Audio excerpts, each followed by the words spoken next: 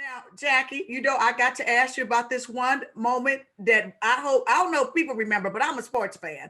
And Okay. I remember, girl, the fight. Yeah, see, I'm taking you back. That lets you know the Lakers. I got to ask you, girl, because what I'm telling you, Oh, baby, no. that's when everybody knew you loved your man. Oh, yeah. Because most wives don't travel with their when in the NBA with their husband, and you and him have an amazing, wonderful connection that you guys are around each other all the time. And obviously, it didn't work for 26 years.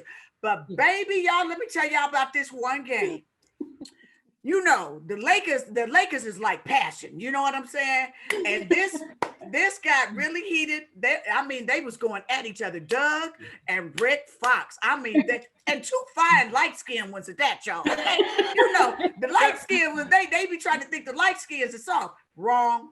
So baby, these two was going at it. They was blowing each other, doing everything.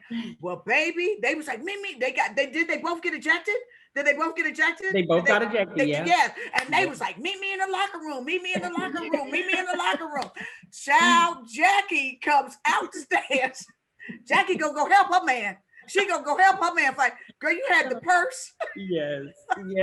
Oh, what was you thinking? God. Well, I love it though, Jackie. That's what everybody was like. She loved her man. What was you thinking? What? I remember when he elbowed Doug, and Doug, like, you elbowed me, and they kind of had a little scuffle on the floor, and then he pushed him, and then when Doug hit him, I knew they was going to be ejected. So I looked right at Doug and started gathering up my stuff, because I'm like, they're going to put him out. You can't fight in the NBA.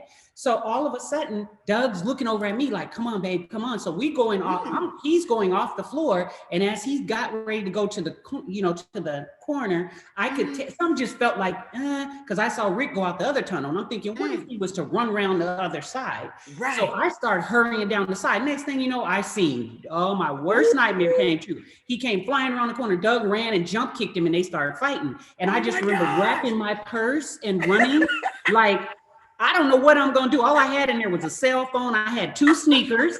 I had snuck some of them little bottles of liquor from the liquor store in, because you ain't supposed to take your own liquor. I had about 4 of those in there, and I'm like, somebody gonna catch these little bottles a day up in here. You gonna get off of my husband. So I was just, I don't know. When I think about it, these men is 6'8", 6'10". They full of muscles. They could have killed my little self, but I didn't think about it. It was like, get off my husband, man. No, I don't think you are. Can I tell you, I loved you for that moment. I was like, that's my girl right there. She ain't playing no games when it comes to her man. Okay. Now listen, that's when you know that y'all was, really connected. But, in marriage and then being on reality show, how do you deal with negativity that then comes your way?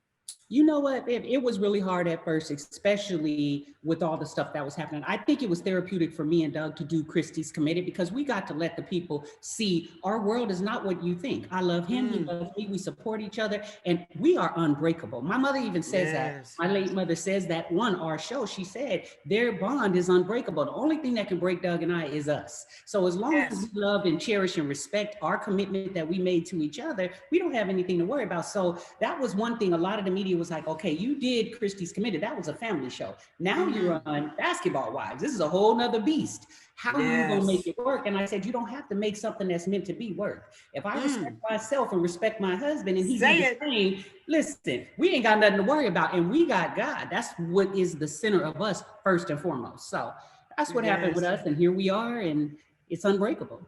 I love it. It's unbreakable. Now, you all have 3 children together? Yes, we have 3 and Dougie together, and then we have 2 that he adopted. Yeah. Oh, I love that. I love that. Do you want to talk about your kids a little bit? I mean, my kids is my world, because you're the first person that I've ever even really got detailed with it about. I'll just say this. Yes. We went through a lot with people saying, oh my God, this. And then my daughter, Takari, had some issues online, and we've since put that all behind us. I forgive.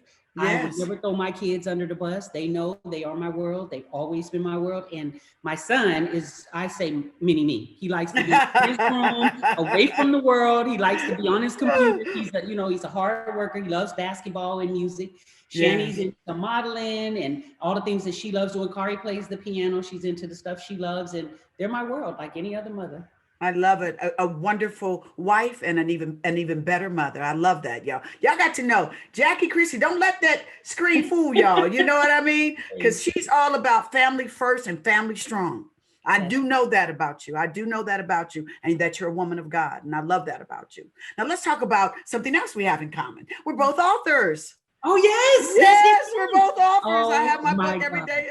I'm Yes. hustling, and Mm-hmm. you Yes, have 6 books. yes, Okay, yes. 6 books. Now, in one of your books, Mm-hmm. a practical guide in your book, Woman, a Mm-hmm. practical guide to loving the skin you're in. Mm-hmm. You know, you explore the journey of recapturing the inner peace and sanity that you Mm-hmm. had as a child. What are some tips that you can share with us that helps? Like, say, like me, I'm a woman. You know, we're proudly we grown women, okay? Mm-hmm. How you get your Definitely. groove back, how you stay positive, especially considering social media and all the craziness that comes our way. Start, and I would say by loving yourself. And it's easier said than done, but I started how I did it. And the reason I wanted to share the book is I just started telling myself the same loving things that I give to other people. I started telling myself. So I Okay. might wake up on any given day and my affirmations aren't just words, they're actions. Oh, kiss myself. Oh, I love you. You're Oh, so beautiful. Look at you. oh, All these oh, curves, you oh. there it is. See, then you start feeling it, you start exuding it, you believe it. I love every bit of me. I Mm, understand, and I say to myself, it's okay. You want to eat this. It's okay. You put on 5 pounds. It's okay. You can't fit that dress. You can buy another dress because you work hard and you can afford to. And you just keep.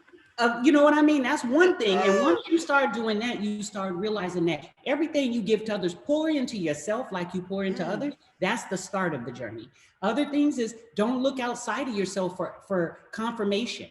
Nobody mm. needs to make you feel like you are enough. You are enough. So Yes. my way is to give to other women, to uplift them, inspire, tell them. You might not have heard this week, but you are amazing.